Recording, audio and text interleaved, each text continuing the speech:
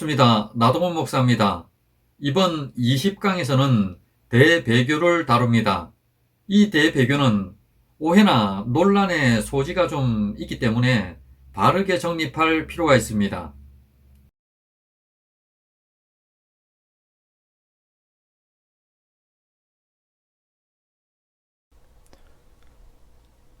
먼저 지난 19강 짐승에 대해 정리하겠습니다.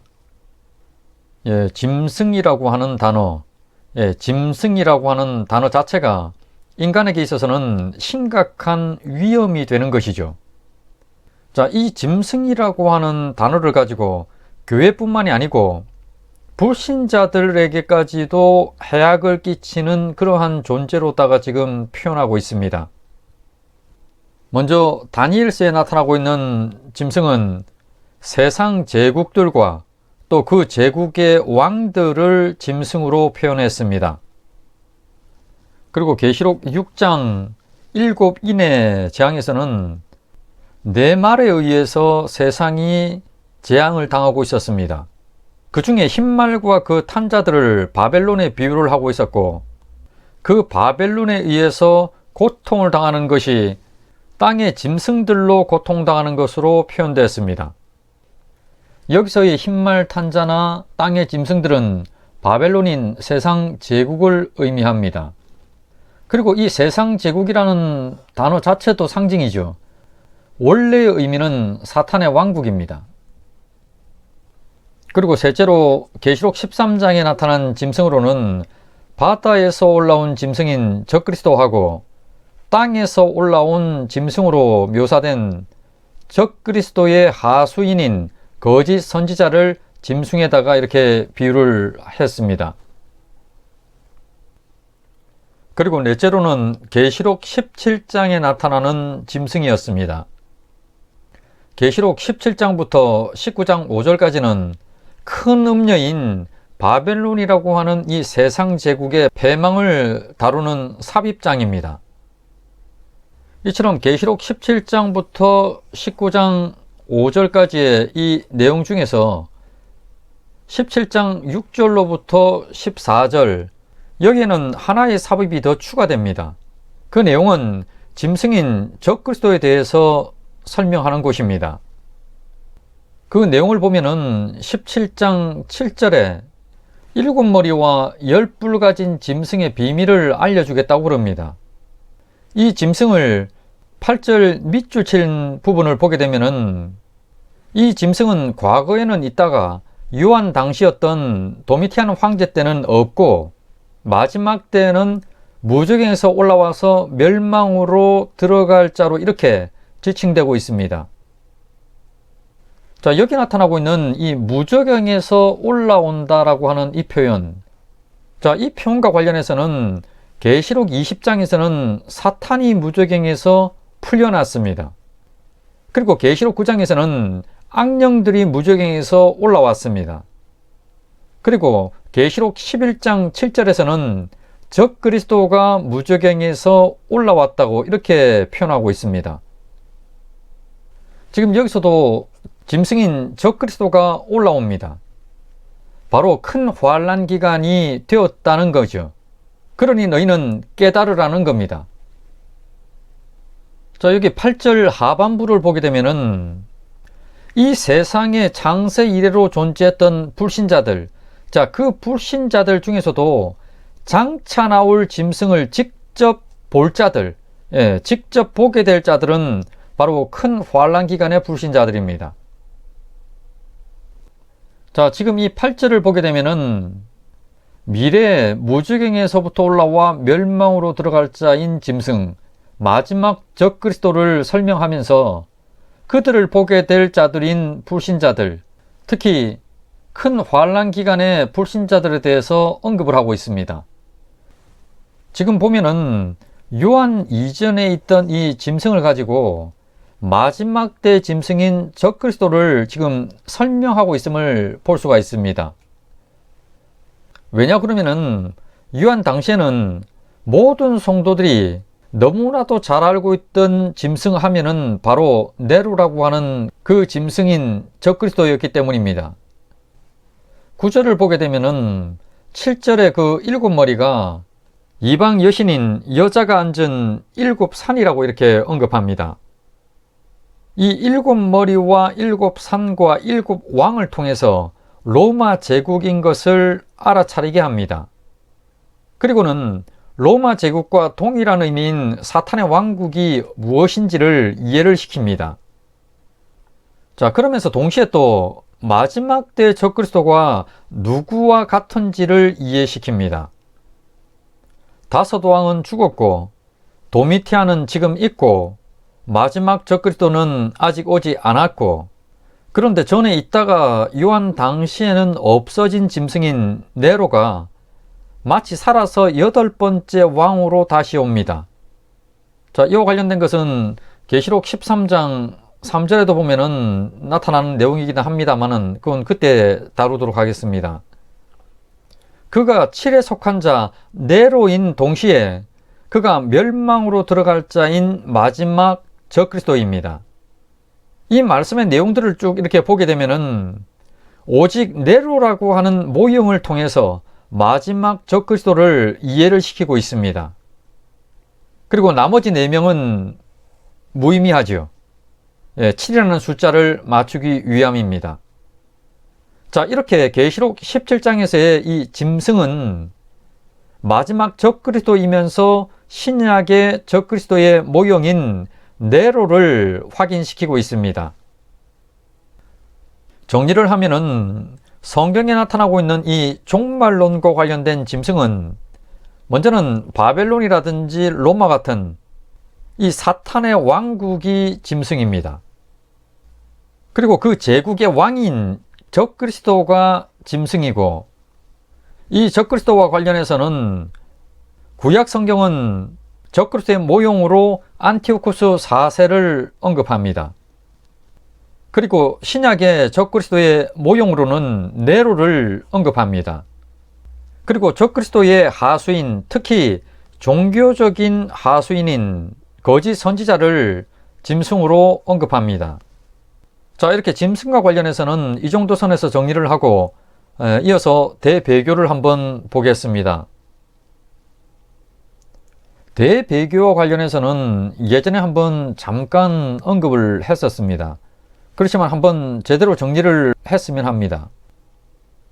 앞서 3강인 마태복음 24장을 다루면서 예수님의 종말론 강의란 제목으로 이렇게 언급을 했었습니다마는, 배교라고 하는 것은 예수님의 초림부터 있게 되는 이 선교 시대라든지 아니면은 중간에 적그리스도가 출현한 이후에 이 큰 환란 기간이라든지 신약 시대 전 기간에 걸쳐서 배교라고 하는 것은 존재를 합니다. 지속적으로 배교가 있습니다. 예수님은 그것을 말씀했습니다. 바울 같은 경우에는 디모데 전서에서 당시의 배교자로서 후메네오와 알렉산더가 있음을 지적하기도 했습니다. 이 배교라고 하는 것은 우리가 통상 이제 이 예배당이라고 부르는 지역교회죠.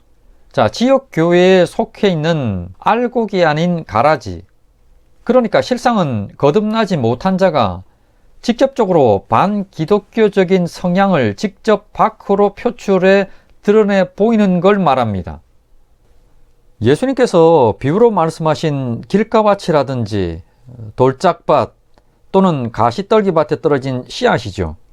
그러니까 옥토밭이 아닙니다. 이들이 자신들의 본 모습을 드러내는 것을 배교라고 부르는 겁니다. 이 배교자들을 성경에서는 다양한 표현으로 이렇게 묘사를 하기도 하는데, 성경에서 언급하는 양심의 화인을 맞은 자라든지 또는 용서받지 못할 죄 지은 자라든지 또는 성령 회방죄, 자, 이와 관련된 모든 것들이 바로 배교자와 관련된 죄들입니다. 그리고 당연히 이들은 반대되는 자들인 인침을 받은 자, 거듭난 자와는 반대되는 개념이죠. 이 배교자들은 원래부터 하나님께 속한 자가 아닙니다. 일례로 유다서를 보면은 거짓 교사들이라든지 또는 가인의 길에 행하는 자들이라든지 거짓 선지자인 발람 같은 자들, 그리고 반역자였던 고라 같은 자를 지목했습니다. 이들은 처음부터 하나님께 속하지 않은 배교자들입니다. 이를 유다서 1장 4절에서는 이들을 가리켜서 옛적부터 판결을 받기로 이미 기록된 자들이라고 이렇게 말씀합니다. 배교자들이 그렇다는 겁니다. 물론 이제 좀 조심해야 될 부분이 있는데, 구원론적으로 보게 되면은 배교자와 아닌 자를 단순하게 그냥 이렇게 칼로다가 탁 잘라서 구분하기는 실상 좀 힘이 듭니다. 왜냐 그러면은 이단 교주라고 하는 자들까지도 포함을 해서 그 누구라도 뒤에 만약에 진실로 회개하고 구원을 받을 수 있다고 하는 그 가능성을 배제할 수 없기 때문에 그렇습니다. 자, 그렇지만은 여기서는 성경이 말씀하는 큰 흐름의 배교에 대해서, 그리고 특히 이제 종말론과 관련돼서 이 배교라는 측면에서 좀 다루겠습니다. 먼저 이해를 좀 하고 있어야 될 것이 있습니다. 이번 강의 제목인 이 대배교와 관련해서 이 대배교라고 하는 말의 뜻이 보수신학자들하고 또 세대주의 계통에서 주장하는 것이 다르다는 점입니다. 이 대배교라고 하는 말의 의미의 뜻을 양쪽이 서로 다르게 이해를 하고 있다는 거죠. 세대주의자들 같은 경우에는 큰 환란 기간이 되기 전에, 그 전에 배교와 관련된 어떤 큰 사건, 하나의 어떤 큰 사건이 일어날 것을 말합니다. 그런 의미에서 대배교라고 하는 이 단어를 그렇게 사용합니다. 여기서 말하는 이 큰 사건이라고 하는 것을 예로 들면은 어떤 특정한 날에 세계 종교 통합을 선언을 하고 거의 모든 종교가 동참하는 사건 같은 것, 그런 것들을 말합니다. 자, 그것을 가지고 큰 대배교라고 이렇게 지칭을 하는 거죠. 반면에 보수주의 계통에서는 신약시대 전체에 배교가 있기 때문에 특정한 사건으로 볼 수가 없고, 단지 그리스도의 재림이 가까워져 올수록 그 배교의 정도가 점점점 심각해져 갈 것으로 이렇게 봅니다. 그러니까 이 배교라고 하는 것이 예수 그리스도의 재림이 가까워져 갈수록 이 배교의 정도가 점점 이렇게 커져가는, 심각해져 가는 상태, 자, 이렇게 본다는 거죠. 그러니까 세대주의자 같은 경우에는 적그리스도 출현 전에 있게 될 하나의 큰 사건으로 보는 겁니다. 그런데 보수주의 계통에서는 예수 그리스도의 재림이 있기까지 점점 이 배교가 커져간다, 심각해져간다, 자, 이렇게 보는 것이고, 자, 이렇습니다. 자, 그러면 대배교와 관련된 성경 말씀을 한번 보겠습니다. 신약 성경에는 배교에 대한 많은 말씀들이 있는데 대다수의 말씀들이 모든 시대에 적용해야 하는 그냥 일반적인 배교라고 하는 것에 대한 말씀입니다. 그런데 데살로니가 후서 2장 3절은 특정한 어떤 배교를 말씀하는 것 같습니다. 누가 어떻게 하여도 너희가 미혹되지 말라. 먼저 배교하는 일이 있고 저 불법의 사람 곧 멸망의 아들이 나타나기 전에는 그날이 이르지 아니하리니. 자, 이 말씀을 보면은 여기서의 핵심 단어는 그날입니다. 바로 그리스도 재림의 날입니다. 자, 그러니까 이렇습니다. 누가 뭐라고 해도 너희가 그리스도의 재림의 날이라고 미혹되지 말라는 겁니다. 그 전에 먼저 배교하는 일과 적그리스도가 등장하는 일이 있어야 한다는 겁니다. 바로 이 두 가지 일이 일어나지 않으면은 결코 예수님의 재림이 없을 것이라는 말씀입니다. 그런데 여기 나오는 이 밑줄 친 부분과 관련해서 좀 논란이 있습니다. 넷슬은 그리스도의 재림 전에 먼저는 배교가 있고, 자, 그 다음에 적그리스도의 출현이 있을 것으로 이렇게 봤습니다. 그러니까 여기서 이 배교를 대배교라고 하는 어떤 특정한 사건, 자, 특별한 어떤 한 사건으로 이렇게 본 겁니다. 이 표는 위에 밑줄 친 부분의 원문입니다. 자, 이를 해석하면 이렇습니다. 넷을의 견해입니다. 누가 어떻게 하여도 너희가 미혹되지 말라. 왜냐하면 먼저 배교가 있고, 그리고 멸망의 아들 불법의 사람이 나타나지 않으면 그분께서 오시지 않을 것이기 때문이다. 자, 이렇습니다. 지금 여기 나오는 이 플로톤이라고 하는 이 단어를 배교하고 적그리스도의 출현, 자, 이것의 순서를 결정짓는 용도로 본 겁니다. 그러니까 첫째가 배교고 그 다음에 일어날 것이 불법의 사람 적그리스도가 등장하는 겁니다. 그 첫 번째라고 하는 의미로서 이 프로톤이 사용되었다고 이렇게 보는 겁니다. 예, 해석에 무리가 없어 보입니다. 자, 이렇게 보게 되면은 여기서의 이 배교라고 하는 것, 자, 이 배교는 적그리스도가 출현하기 그 전에, 직전에 일어나는 어떤 큰 사건, 하나의 사건으로 이렇게 볼 수가 있습니다. 그러니까 신약시대 전체에 일어나는 계속된 배교, 자, 그 배교가 아니라 하나의 사건이죠. 하나의 사건으로 보는 겁니다. 만약에 일반적인 배교라고 그러면은 이런 식으로는 표현될 수가 없죠. 왜냐 그러면은 불법의 사람이 등장한 이후 큰 환란 기간 중에도 배교는 있으니까 그렇습니다. 적그리스도 등장하기 전에 배교가 있다는 얘기는 어떤 특정한 사건을 지칭하는 걸로 이렇게 봐야 되니까 그렇습니다. 자, 그런데 이에 대해서 제임스라든지 브루스가 반론을 제기했습니다. 해석이 잘못되었다는 겁니다. 그러니까 지금 이 데살로니가 후서 2장 3절이 도대체 무엇을 말씀하려고 하는지를 먼저 보라는 겁니다. 바로 예수님의 재림의 그 날이라는 거죠. 핵심이 예수님의 재림의 날이라는 겁니다. 그래서 이렇게 해석을 해야 된다고 주장을 합니다. 누가 어떻게 하여도 너희가 미혹되지 말라. 왜냐하면 먼저 배교가 있지 않으면 그분께서 오시지 않을 것이기 때문이다. 그리고 멸망의 아들 불법의 사람이 나타나지 않으면 그분께서 오시지 않을 것이기 때문이다. 자, 이렇다는 겁니다. 그러니까 제임스나 브루스의 주장은 이겁니다. 이 데살로니가 후서 2장 3절은 예수님의 재림, 예수님의 재림이라고 하는 이 사건하고 그 앞에 일어날 배교와 적그리스도의 출현을 이 둘을 하나로 본 것이고 이것과 예수님의 재림을 구분해서 지금 비교하고 있는 것이지 배교와 적그리스도의 출현을 구분하고 있지 않다는 겁니다.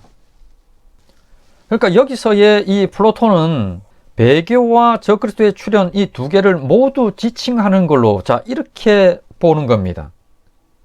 자, 여기서 이 2번의 경우에서는 예수 그리스도의 재림 이전에 적그리스도의 출현과 배교가 같이 있는데 이 말인즉슨 큰 환란 기간에 적그리스도가 출현해서 큰 배교의 사건들이 계속 있는 걸로 같이 일어나는 걸로 자 이렇게 보는 겁니다.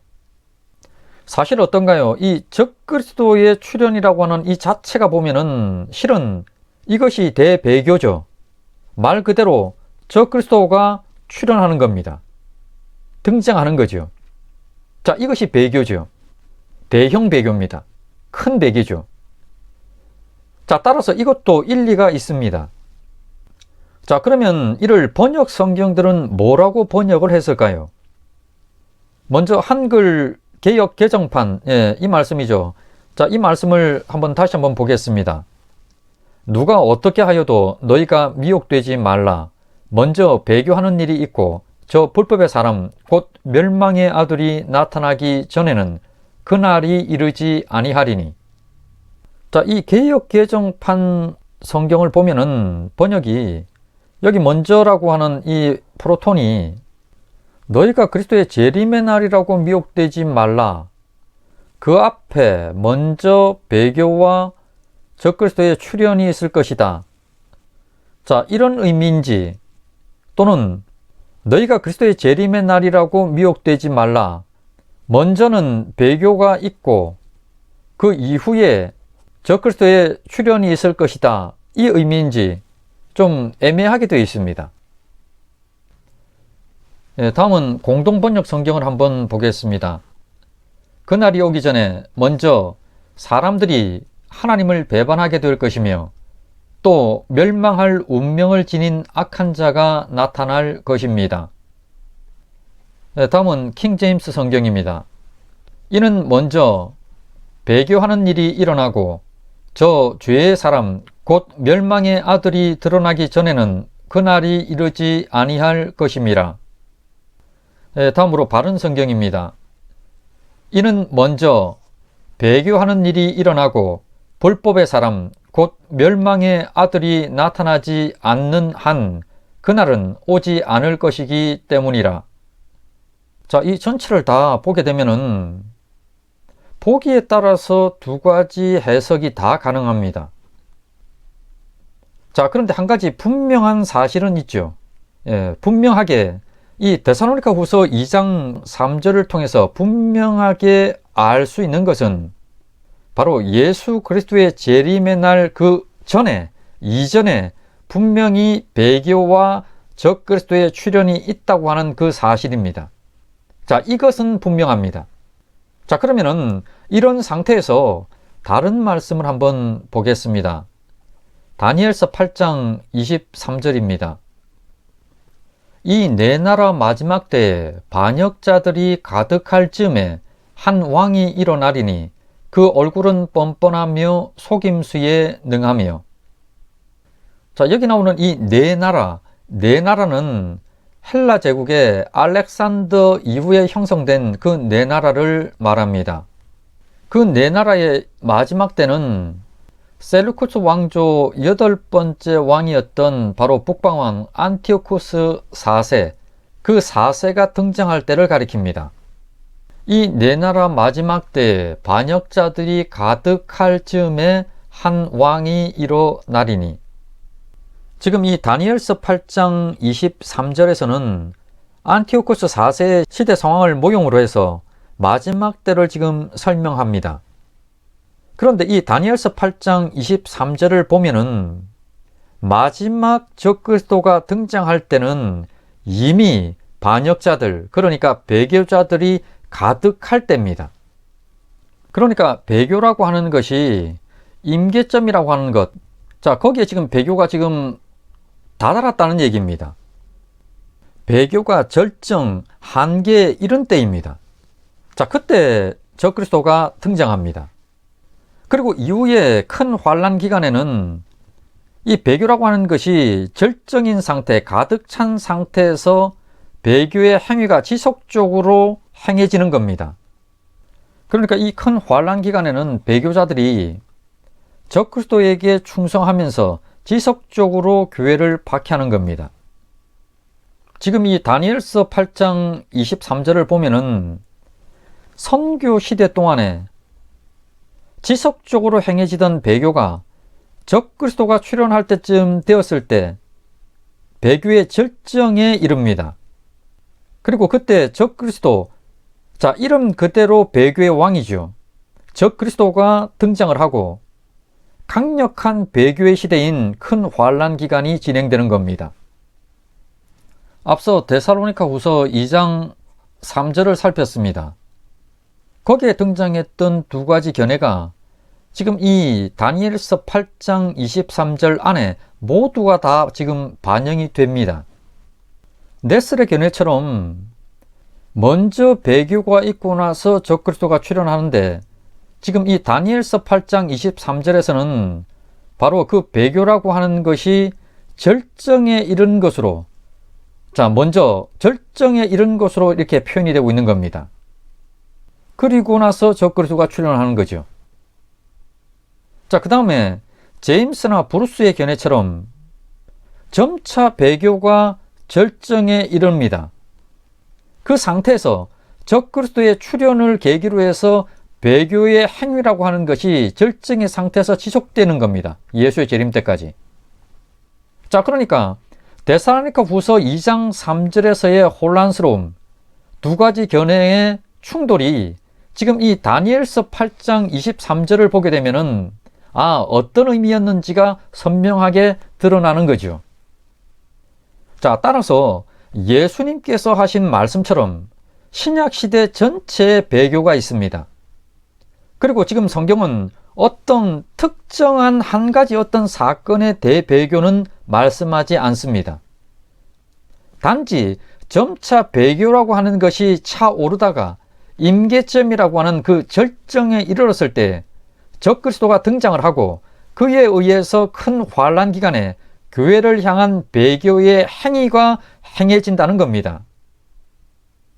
자, 지금 우리는 이 선교시대, 예수님의 초림 이후에 이 선교시대 끝자락 부분을 지금 살아가고 있습니다. 자, 그러다 보니까 이 배교라고 하는 것이 지금 이 거의 절정에 이르는 시대, 자, 이 시대를 지금 우리가 살아간다고도 볼 수가 있죠.